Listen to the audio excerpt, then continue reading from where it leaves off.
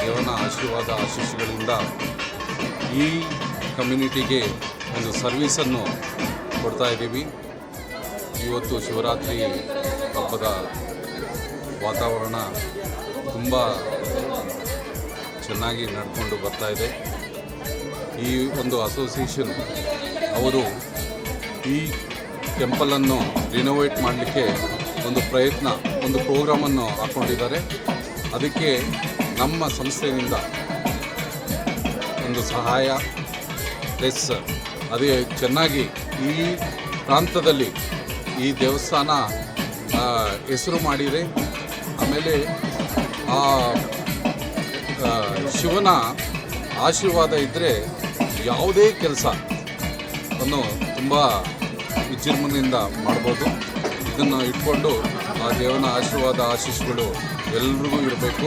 ಈ ಪ್ರಾಂತ ತುಂಬ ಪುಷ್ಕಲವಾಗಿ ಇರಬೇಕು ಅಂತ ದೇವನಲ್ಲಿ ಪ್ರಾರ್ಥಿಸ್ತಾ ನನ್ನ ಮಾತು ನಮಸ್ಕಾರ. ಶುಭ ದಿನ, ಶಿವರಾತ್ರಿ ದಿನ. ಇವತ್ತು ಈ ಒಂದು ಕಾರ್ಯಕ್ರಮ ಭಾಳ ಅಭಿವೃದ್ಧಿಯಾಗಿ ಇರೋದ್ರಿಂದ ಇಡೀ ಸುತ್ತಮುತ್ತಲ ತಾಲೂಕಿನ ಜನತೆಯಲ್ಲಿ ಬರ್ತಾ ಇದ್ದಾರೆ. ಒಳ್ಳೆ ಪೂಜೆ, ಒಳ್ಳೆ ಸಂಪ್ರದಾಯ ಪ್ರಕಾರ ಎಲ್ಲ ನಡೀತಾ ಇದೆ. ಆ ಭಗವಂತನ ಇಲ್ಲಿ ನೆಲೆಸಿದ್ದಾನೆ ಅಂತ ಎಲ್ರಿಗೂ ಗೊತ್ತಿದೆ. ಇದು ಪುರಾತನ ಕಾಲದ ದೇವಸ್ಥಾನ.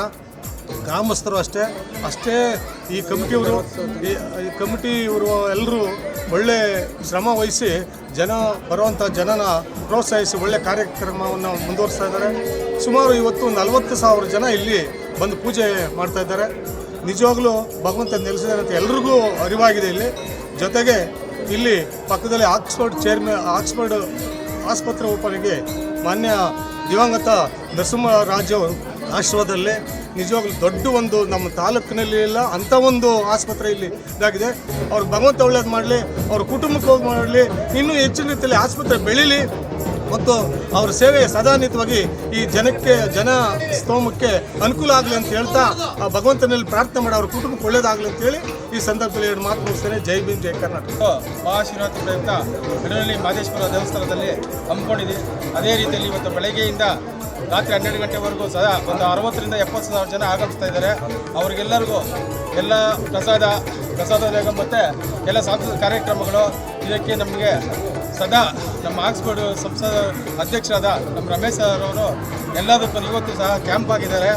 ಎಲ್ಲ ಸಹಕಾರ ಅವರಿಂದ ದೇವಸ್ಥಾನ ಕೊಟ್ಟದಕ್ಕೂ ಸಹ ಎಲ್ಲದರಲ್ಲೂ ಭಾಗವಹಿಸ್ತಾರೆ. ಅವ್ರಿಗೆ ಭಗವಂತ ಆಯುಷ್ಯ ಆರೋಗ್ಯ ಐಶ್ವರ್ಯ ಕೊಟ್ಟು ಕಾಪಾಡಲಿ ಅಂತ ಕೇಳ್ತಾರೆ.